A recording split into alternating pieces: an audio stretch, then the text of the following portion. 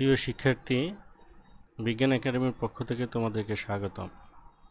আজ আমরা যান্ত্রিক তরঙ্গ নিয়ে কথা বলবো এবং শেষে গিয়ে একটি গাণিতিক সমস্যার সমাধান করব। তো যান্ত্রিক তরঙ্গ হচ্ছে যে সকল তরঙ্গ চলতে গেলে মাধ্যমের প্রয়োজন হয়, সেই সকল তরঙ্গকে যান্ত্রিক তরঙ্গ বলা হয়। হ্যাঁ, যান্ত্রিক তরঙ্গের মধ্যে যেমন তোমরা পানির ঢেউ আছে, তারপর বলতে পারো যে শব্দ তরঙ্গ মানে শব্দ চলতে গেলে কিসের প্রয়োজন? বায়ুর প্রয়োজন।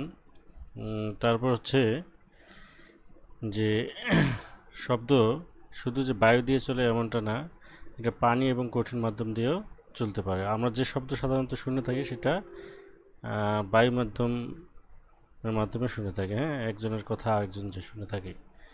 তারপর হচ্ছে তোমার স্প্রিংয়ের মধ্যে যে স্প্রিং তরঙ্গ, এটা স্প্রিংয়ের মধ্যে দিয়ে এক স্থান থেকে অন্য স্থানে শক্তিকে স্থানান্তর করে। আর 4 নম্বর দেখো, আমরা এক্ষেত্রে বলতে পারি যে একটা রশিকে নিয়ে যদি আমরা দুলাই, তাহলে সেক্ষেত্রে একটা তরঙ্গ তৈরি হবে। সেটা হচ্ছে মানে রশি, বা আমরা এইখানে বলতে পারি যে রশি বা দড়িতে সৃষ্ট হ্যাঁ, সৃষ্ট তরঙ্গ, এগুলো সবগুলোই হচ্ছে যান্ত্রিক তরঙ্গের উদাহরণ। হ্যাঁ, যান্ত্রিক তরঙ্গের উদাহরণ। তো আমরা যেহেতু গাণিতিক সমস্যাগুলো সমাধান করব, তাই এক্ষেত্রে আমরা অনুদৈর্ঘ্য অনুপ্রস্থ সবগুলোকে আর তরঙ্গের মাধ্যমে প্রকাশ করব। কিন্তু তোমরা তো জানোই যে অনুপ্রস্থ এবং অনুদৈর্ঘ্য তরঙ্গ কিন্তু আলাদা। তো এখানে দেখো, ম্যাথগুলো করার জন্য আমরা একটু পূর্বের স্টাডি করি।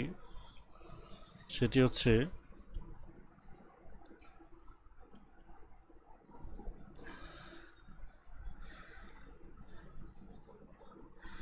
এখানে দেখো, এদিকে দেখা তরঙ্গের বিস্তার, উপরের দিকের বিস্তারকে প্লাসে, নিচের দিকের বিস্তারকে মাইনাস এ লেখা হয়। ঠিক আছে? আর তরঙ্গ এদিকে চলবে, তরঙ্গের বেগ এদিকে ভি। আমি একটা আর তরঙ্গ আঁকতেছি। দেখো, এটি একটি আর তরঙ্গ,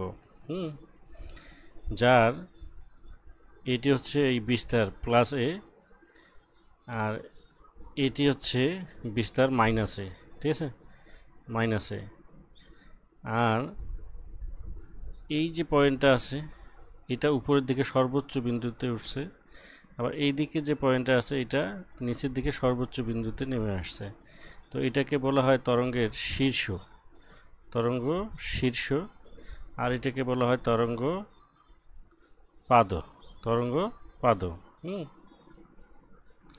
আর এই যে এইটুক করে যদি তোমরা বলো, এটা একটা করে লুপ বলা হয়। লুপ বাংলা এটাকে ফাঁস আর কি, তেমনি এটাও একটা লুপ বা ফাঁস। এটা হচ্ছে উপরের লুপ আর এটা হচ্ছে নিচের লুপ। হ্যাঁ, উপরের লুপ আর নিচের লুপ। আর এই যে টানটা আছে, এটি হচ্ছে সাম্যাবস্থা, অনুসময়ের সাম্যাবস্থা।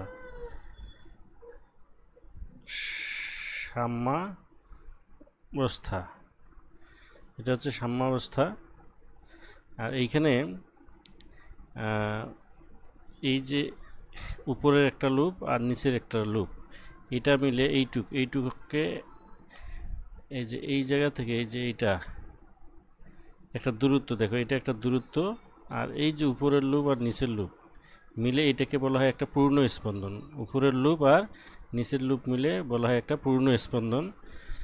আর এখানে ওই স্পন্দনটা দিতে এই যে এইটুক দূরত্ব অতিক্রম করছে, এই দূরত্বটুকুকে বলা হয় তরঙ্গ দৈর্ঘ্য।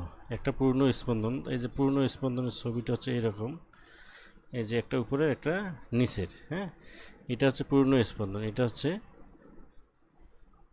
পূর্ণ কম্পন বা স্পন্দন। স্পন্দন বা কম্পন, ঠিক আছে, পূর্ণ স্পন্দন বা কম্পন।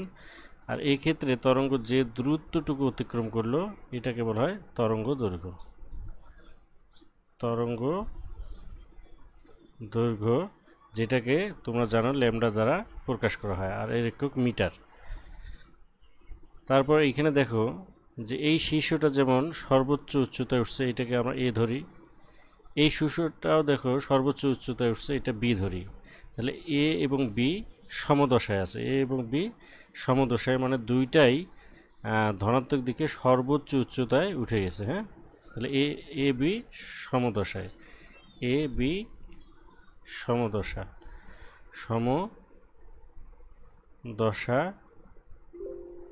সম্পন্ন, সমদশা সম্পন্ন।